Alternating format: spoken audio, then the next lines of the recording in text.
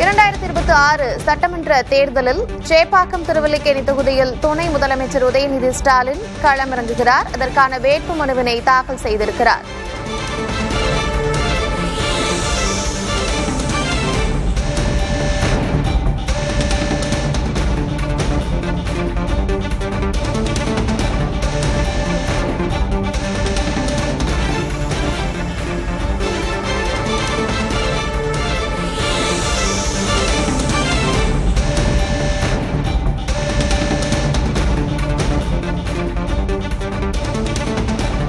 சட்டமன்ற தேர்தலில் சேப்பாக்கம் தொகுதியில் போட்டியிடும் துணை முதலமைச்சர் உதயநிதி ஸ்டாலின் தன்னுடைய வேட்புமனுவினை தாக்கல் செய்திருக்கிறார்.